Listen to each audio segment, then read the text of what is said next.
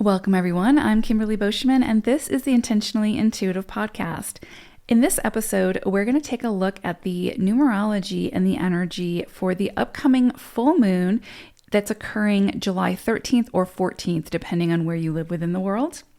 Before we get into that reading, I just want to mention that this is, of course, a general forecast, a general reading. If you would like a personalized reading, which will be a much deeper dive into your own personal numerology, please book some time with me. I would love to work with you. My information is in the description box below.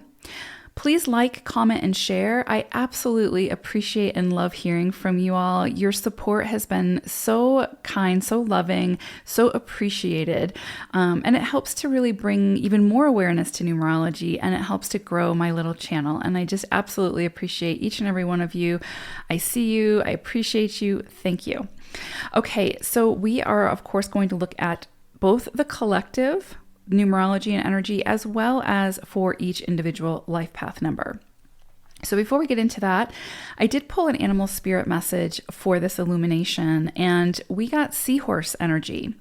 And so seahorse's message is all about composure and serenity. And I think this is this is very, very fitting for the energies that we may see during this illumination that may come up, which I'll talk about, of course. But one thing I just want you to keep in mind is if things become challenging with this energy, because there is a lot of transformative energy that's going to be sort of highlighted and it's sort of swirling about.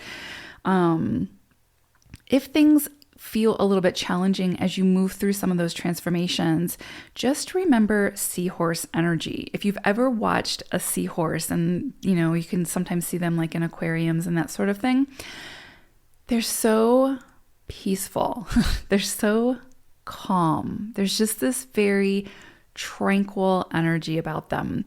And you can see all their little fins, I guess, moving, and they just seem to just be they're just floating. It's like they're floating in outer space, but there's just this tranquility to them. And it honestly just brings so much peace to, it's almost like you can feel that energy and it absorbs into your own environment, if that makes sense. So I think it's going to just be important to remember that we are not responsible for the harmony or the peace of others. We are responsible for our own harmony and peace. And so whatever we need to do to keep coming back to that center, especially if things are, if we're going through some kind of chaos or turmoil, it's up to us to find that serenity. It's up to us to find that composure. And so I think Seahorse is just reminding us that it is possible, even when you're, floating in a current, right? Or going through an uphill battle, you can find your own peace and tranquility through that experience. You'll still have to overcome whatever it is, but it will help you to move into and get into the flow. So beautiful energy there. I think it's really helpful, like I said, as we move through the energies of this illumination. Okay, so let's go ahead and take a look at sort of the overall numerology forecast for the collective. Okay, so the energies that I want to focus on for this illumination are that of the 8, the 13-4, the 9, and the 5. So I think this is going to be an interesting mixing pot of energy, to be honest. I get this sense of sort of like push-pull energy, but also very complementary energy. So it's an interesting sort of dichotomy and synergy happening here, that we may feel this and sort of need to figure out how to best work with these vibrations to make them work for us and the good of all. So again, we go back to seahorse spirit, right? Figuring out how to go with the flow, surrender, but then also do our part and take action where needed. It's an interesting energy. Like I said, I definitely feel like, especially collectively on sort of a bigger stage, we're going to see sort of this push-pull energy come out. I think it's already here, but I think it's going to be sort of highlighted even more with this illumination. So right out of the gate, I am drawn towards the energy of the 8. And with this, I'm seeing potential or increased power struggles, concerns of dominance or control, which seems to have, well, it seems to be a reoccurring theme for, thousands of years. but definitely in the last few years, we've seen sort of an increase with that. And we're definitely seeing that in certain places throughout the world at the moment. And so there really is sort of this need to put an effort in to find a way to balance that energy. So anything that surfaces or is initiated now will be working under the influence of the 4. So think of very slow progress, right? A lot of effort and determination and perseverance. So the 4 energy will tear down to rebuild. And also this is 13-4 energy. So this is very like Plutonian energy. This is like tower energy as well. It's going to dismantle what it needs to dismantle so that we can rebuild where we need to rebuild. But that takes time. And again, perseverance. So if a shift in power or control needs to happen, it can very well happen, but only with the sort of dismantling of the old in order to put in place something much more sustainable with much more sort of far-reaching solutions. So it can sometimes feel like the 4 is working against us, but it's only asking us to be very discerning when it comes to where we invest our time, our energy, and our resources. So both the 8 and the 4 are very, very ambitious energies. The 8 sees the vast, bigger picture, and the 4 is the master of the details. So together, these energies can accomplish great things, but they have to work together without one energy being more dominant than the other. So finances could easily come into focus now, including physical resources, land, food, money, goods. Because the 4 is just as prominent here as the 8, that tells me that there needs to be some kind of restructuring in order to build something much more sustainable that works better than the previous systems. So again, I expect we may see some reorganization, some big shifts, disruptions, and dismantling in order to build something better that works for the greater good rather than the good of just a few.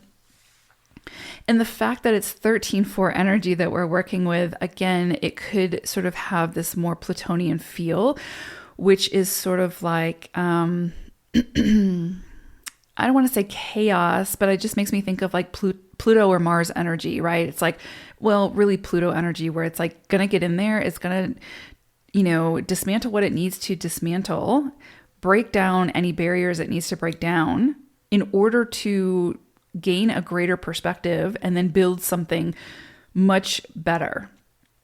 But in that process can feel very uncomfortable, can feel very disorienting.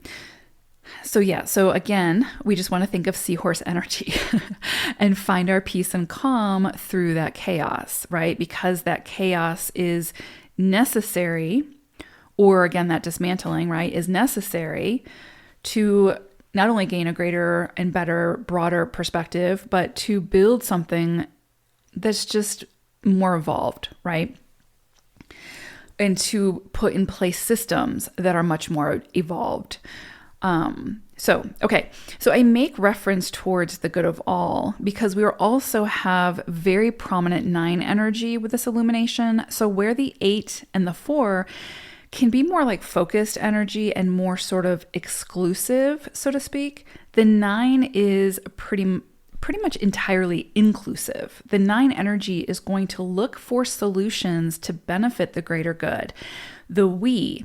And so while the 4 and the 8 are building towards a greater vision, the 9 is here to make sure that the focus of that building takes into consideration what is best for all, taking all sides into account and then coming up with a solution that makes the most sense to benefit the all without suppressing or oppressing others, right? So we are also in a 6th universal year. And so again, that which is greater than just ourselves, and we're moving from sort of the heart center, that will continue to be emphasized now, especially with this 9 energy. And again, the six universal year, we have all these energies sort of swirling about, helping us to see beyond our own needs and see how we can come to some sort of compromise, come to some sort of solution to work together. We have a lot of potent energies that are really pushing us to do that. Now, of course, we have free will. We are, sovereign beings, so we can make those decisions. But if the individual does it and if enough individuals do it, eventually we see the collective doing it. And so it all starts with us ultimately, right? So the potent 5 energy reminds us that nothing truly great can happen without a tremendous amount of change and a necessary amount of chaos. That's just the way it is, right? The world is full of polarities. The universe is full of polarities. That's how things get done, whether we like it or not. The 5 brings the change and the transformation and the drive to build in a way that promotes freedom and autonomy. Anything oppressive will eventually fall apart or be broken apart under 5 energy. The 4 says it will sort of take time, right? It's not something that's going to happen quickly. But the 5 is chomping at the bit to make things happen now. It wants freedom. Anytime I think of 5 energy, I picture like this group of wild stallion galloping through an open meadow. And the 4 is the gate, right? So it's kind of like, again, push-pull energy. We know where we want to get to. We know how we want to get there, but we need to be focused and controlled in those movements getting us there, right? Like there's a planning stage to this. If we just completely broke out of the gate and ran free, we would miss some of the details. And the details are going to be important here, especially as we're building something sustainable for the long haul, right? So again, we have very ambitious, focused, controlled, and heart-centered energies being met with this explosive, expansive, freedom-seeking energy of the 5. So again, push-pull is sort of an understatement here. And so again, it's about finding the balance so that we can incorporate all these energies, work with all these energies, and make them work for us and build something really, really great here. Like there's usually, or not even usually, there's never energies present to be worked with that aren't here to help us in some way, even if it feels uncomfortable, right? So overall, I expect this illumination to bring to light areas collectively and individually where there needs to be some restructuring, some more inclusivity, transformation, and independent freedom. And again, the 4 will force us to go slowly to make sure that we get it right. And if we try to move fast, if we try to just throw something together, that 13-4 will take it all apart. It's kind of like, when you're mastering something that takes time, when you're trying to build something that's great, it takes time. It's not something you can just throw together. And so it's kind of like working with a teacher who, when you don't do it right, will correct you. And again, it's the course corrections. And so that's the 4 energy. And so it's going to make sure that we get it right. It's going to take time. And so it's got to be for the highest good of not only ourselves, but of all involved. And so it's through this process that we will feel that push-pull. And we need to decide how we can participate individually in a way that not only feels good for us, but also takes others into consideration as well. Now, remember, we're not responsible for others, what they do, how they're feeling, any of that. That's not our responsibility. Our responsibility is with ourselves.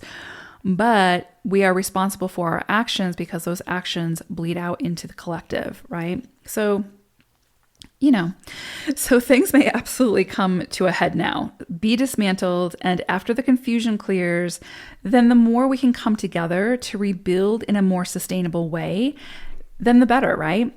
So again, this is going to be a slow process. I really want to drive that home because sometimes it's easy to give up on something that we're not seeing the instant gratification from, and you will not get the results that way. So if it's something that speaks to your heart, if it's something that really calls to you, the persistence, the perseverance has to be there. The patience has to be there. You have to kind of commit for the long haul until you see the results. Again, if it speaks to you. So that's kind of where we're at collectively with this energy. Let's go ahead and take a look at the forecast for each individual life path number now. Life path number 8. So you all have sort of an undercurrent energy of 7. So for you all, you may be seeing that this can be a sense, it can feel like a very sensitive time. It can feel, not necessarily like emotionally sensitive, but sensitive as far as like intuitively or spiritually or psychically. You may see things come in for you now very strongly. Like you may want to, I don't know, your ego may be telling you, or someone else may be telling you to do something, but you almost just can't ignore your inner knowing to the point where you follow that inner knowing and trust it, which is a good thing, and make those decisions from there. So this period, this illumination can be highly, highly sensitive in that aspect. Very spiritual, very like intuitive energy coming through. There may be some big decisions that you need to make at this time. And so with those big decisions, work with that intuitive energy, right? That psychic, spiritual energy to help you to make those decisions, to become more decisive. So make sure you're checking in with yourself during this illumination and the sort of the period that follows, especially, again, if you're looking to make big changes, if there's big decisions that need to be made, this energy is going to assist you in that process. Trust is also coming in really, really strongly for you all with this illumination. So perhaps there needs to be some kind of transformation around your belief systems when it comes to trust and how you trust yourself, how you trust others, how you trust the universe or your higher consciousness or your higher power, whatever you subscribe to. Does it need to be explored and possibly transformed, right? If there's like some kind of healthy or unhealthy trust issues, obviously that's not going to be worked through overnight, right? Or just during a 2-week process. But this energy can shine light on where there might be some unhealthy trust issues and how that sort of presents itself in your relationships. Or again, how you trust yourself, and do you trust yourself? When you make a decision, do you trust that decision? And if you don't, it needs to kind of be explored. Why don't you trust yourself? What's keeping you from trusting yourself? How are you viewing your decisions? And how does that relate to how you trust yourself in making future decisions? All of this stuff. Trust is coming in very, very strongly. Same thing with like if you're in a partnership, take a very close look at, do you trust your partner? If there's a tremendous amount of jealousy or insecurity around that relationship, that will have an effect on your trust with that person. And so ultimately it comes back to, again, having those conversations, figuring out why you're having that insecurity or that jealousy or whatever, and why it's creating trust issues. Because you can't trust someone or fully trust somebody. You can say you do, but you can't trust somebody if you don't, or if you feel insecure or jealous of them doing whatever. Because again, it goes back to not trusting them. So it's a lot coming in here around trust. Same thing with the universe, right? So I do feel like this is really going to be sort of highlighted for you all. There's a lot around surrender, right? So if something doesn't work out the way that you want it to, or that you had hoped for, can you surrender to that and trust that there's something better coming, or trust that there's something more aligned coming? Trust the universe, right? Going back to trusting the unseen, trusting what you don't have control over, which of course is challenging. Everybody struggles with this, but it is coming in very strongly for 8s during this illumination. So the energy will show you where it is that there needs to be some work, some healing, some accommodation, some transformation, so that you can get to a point or get to a place eventually where you feel more trusting, because that alleviates the anxiety and the stress, right? So ultimately it's good for you. So it is a process. It is a healing process. And this 7 energy during this illumination, I think, is really going to assist you in getting that started, right? Because it goes beyond awareness, right? Like you may very well be aware of where you're not trusting yourself, trusting others, trusting the universe. But the awareness is the first step. But there's more that has to happen, right? To get to a point where you eventually can at least recognize when you're not trusting and what you need to do to work with that energy so you can get to a place where you do trust. But it's a process. It's a journey. But I do think that this energy is going to illuminate for you where there needs to be some work, where there needs to be some additional work, or transformation, right? Transformation and rebirth. That's kind of the energy, again, that we're working with this illumination, with that 13-4 energy and the 5. So you may see a lot kind of come up. You may see challenges come up that sort of force you to see where you don't trust, right? So you might be put into experiences to fully recognize, oh, this does not feel good. I don't trust this person. I don't trust myself. I don't trust the universe. Okay, I see where I need to do, I see where there needs to be some transformation here, where this journey needs to start. So I feel like this could be coming in really, really strongly to be explored and transformed, or at least, again, start that process. This can be more of a quiet period for you all during this illumination, where solitude, self-reflection, and self-soothing are very beneficial. So it's okay to take me time. It's okay to slow down a bit, to recalibrate, right? Recalibrate body, mind, and spirit. And I really feel like you're actually being very much encouraged to do that under this illumination. So if you have to clear your social calendar, and if people get upset, they'll get over it, right? But this does feel like a very reflective time, a very contemplative time for you all. So slow down. And I know that that's hard to hear for eights. Eights don't like to slow down, and they don't like to release that need for control type thing. And so I do think you're going to be asked to do both during this illumination, and it can feel uncomfortable, but you might also enjoy just that solidarity, that opportunity for some alone time while you sort of work with these energies, again, around trust. The trust is coming in really, really strongly. Okay, so I hope this was helpful. Thanks so much for listening, everyone. Take care. Bye for now.